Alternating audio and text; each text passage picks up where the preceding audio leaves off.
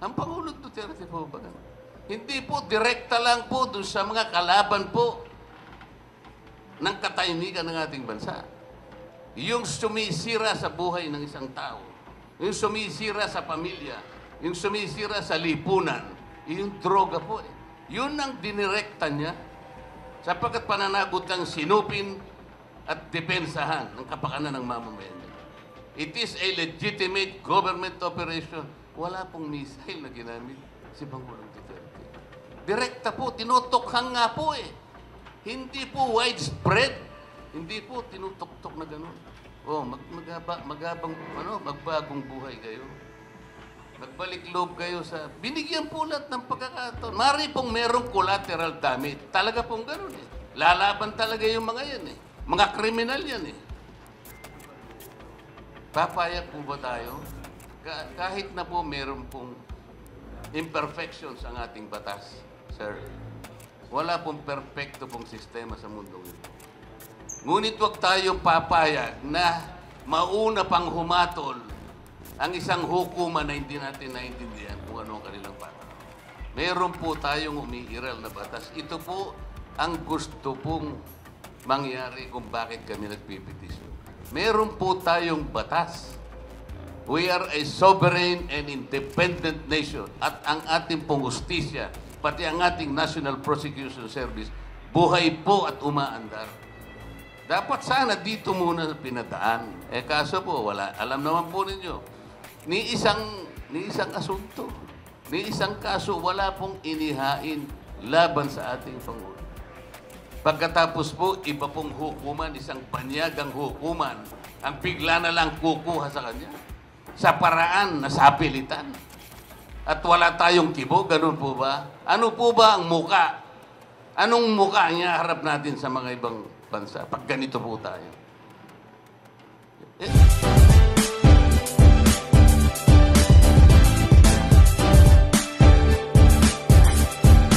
Inaamin niya, hindi niya pa nabasa yung rules of procedure ng ICC.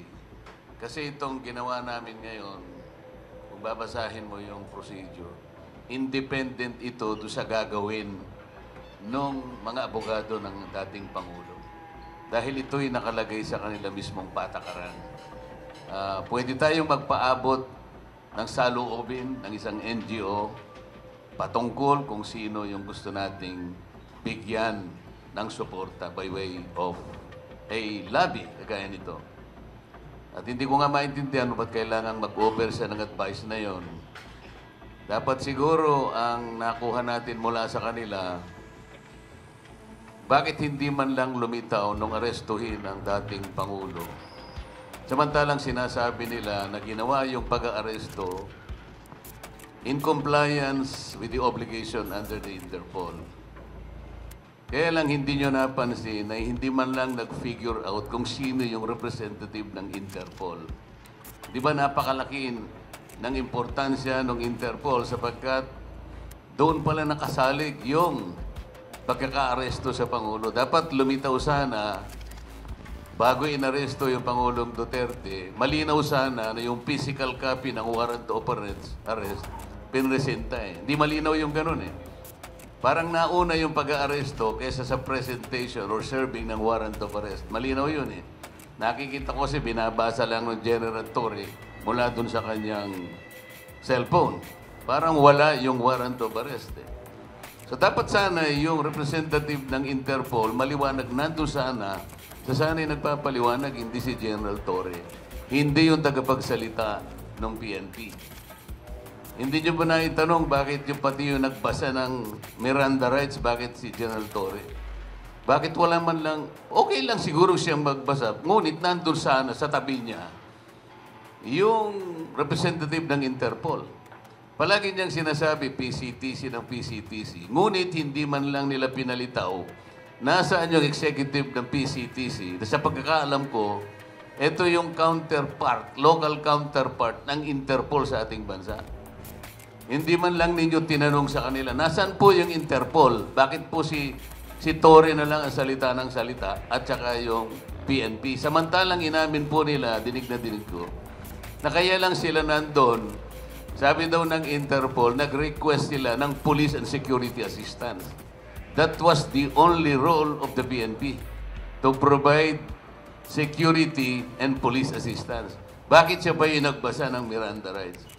Sino ang Interpol representative na sumama kay Pangulong Duterte hanggang ihatid sa Netherlands?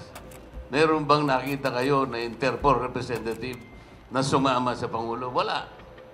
Ito yung sinasabi namin na dapat sana ay na-determine nating lahat kung siya ay inilagak muna sa isang competent judicial authority bago ginawa lahat ang dapat nilang gawin. Eh wala ngang pinagdaanan na ganito, kaya nga questionable eh. Ito po yung posisyon na gusto naming iparating sa pamagitan ng isang NGO na amin pong ino-organize ngayon, sapagkat ito naman ay sang-ayon din sa patakaran ng ICC.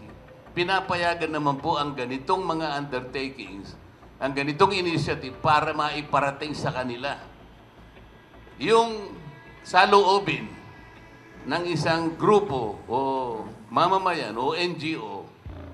Kaya nga amicus curiae po eh.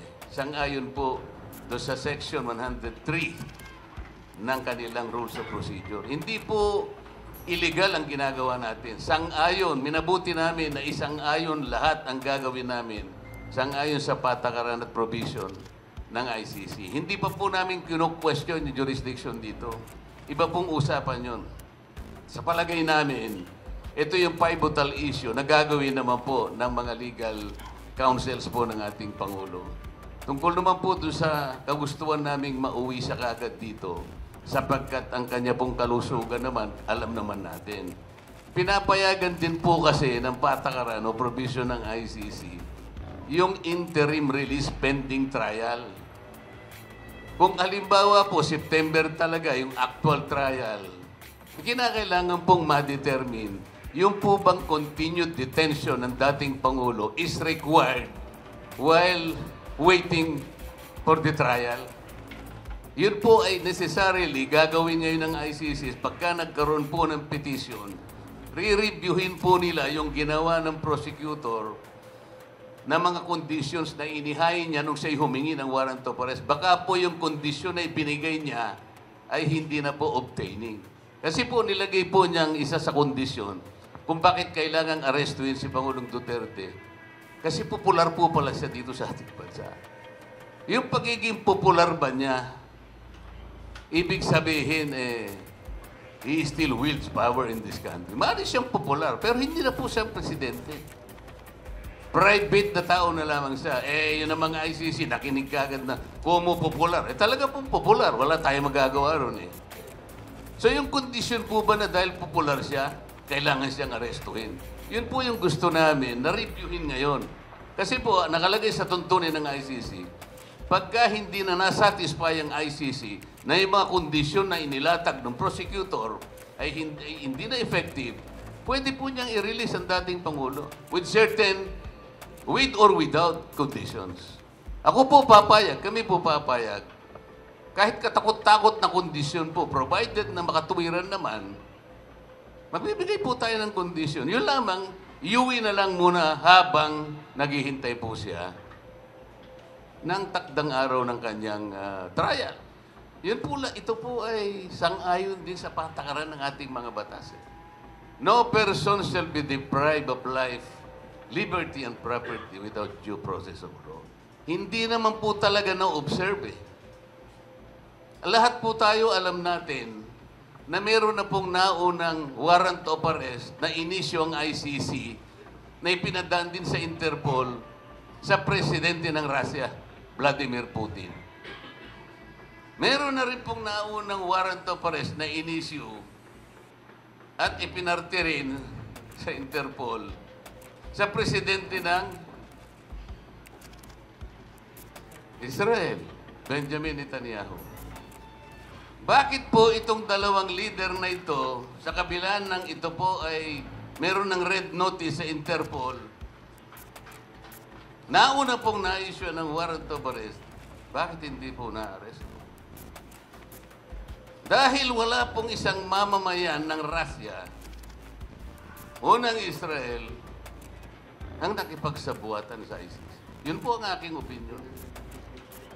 Maaari pong mali ako, maaari akong tama. Sapagkat kung merong isang Russian o merong isang Israeli na nakipagsabuatan, nahuli na po sigurong nauna itong dalawang leader. Kung tutuusin po, kung tutuusin, ano po ba yung isang elemento ng crime against humanity? Yung atake po na gagawin, widespread and systematic attack directed to a civilian population. Eh, yung missile po ng Russia at saka missile ng Israel, ganun po.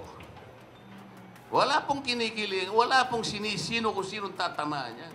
Yun ang systematic and widespread attack to a civilian population. Ang Pangulo Duterte po ba? Hindi po, direkta lang po doon sa mga kalaban po ng katahimikan ng ating bansa. Yung sumisira sa buhay ng isang tao, yung sumisira sa pamilya, yung sumisira sa lipunan, yung droga po eh. Yun ang dinirekta niya sapagkat pananagot ng sinupin at depensahan ng kapakanan ng mamamayan niya. It is a legitimate government operation. Wala pong missile na ginamit si Pangulong Duterte. Direkta po, tinutokhang nga po eh. Hindi po widespread. Hindi po tinutok-tok na gano'n. Oh, magbagong buhay kayo. Magbalik loob kayo sa... Binigyan po lahat ng pagkakataon. Mari pong merong collateral damage. Talaga pong gano'n eh. Lalaban talaga yung mga yan eh. Mga kriminal yan eh. Papayag po ba tayo? Kahit na po meron pong imperfections ang ating batas, sir. Wala pong perfecto pong sistema sa mundong ito. Ngunit huwag tayong papayag na mauna pang humatol ang isang hukuman na hindi natin naintindihan kung ano ang kanilang batas. Meron po tayong umiiral na batas. Ito po ang gusto pong mangyari kung bakit kami nagpipetisyon. Meron po tayong batas. We are a sovereign and independent nation. At ang ating pong hustisya, pati ang ating National Prosecution Service, buhay po at umaandar. Dapat sana dito muna pinadaan. Eh kaso po, wala. Alam naman po ninyo, ni isang asunto, ni isang kaso, wala pong inihain laban sa ating Pangulo. Pagkatapos po, iba pong hukuman, isang panyagang hukuman, ang bigla na lang kukuha sa kanya. Sa paraan na sapilitan. At wala tayong tibo, ganun po ba? Ano po ba ang muka? Anong muka niya harap natin sa mga ibang bansa pag ganito po tayo? Ito po yung sentimiento, ito po yung binabanggit namin ngayon. Kinalimutan na po namin ang pagiging kandidato ngayon. Ang importante po, yung kapakanan nating lahat ngayon, yung identity natin bilang isang Pilipino, ganito na lamang po ba tayo? Tsaka na po natin pag-isipan yung hindi naman po namin alam mangyayari ito bago tayo matapos ng eleksyon. Eh. Malay po nating mangyayari sa buhay natin ito. Pasensya na po kayo kung medyo emotional po, pero ito po talaga gusto namin ipaalam sa ICC.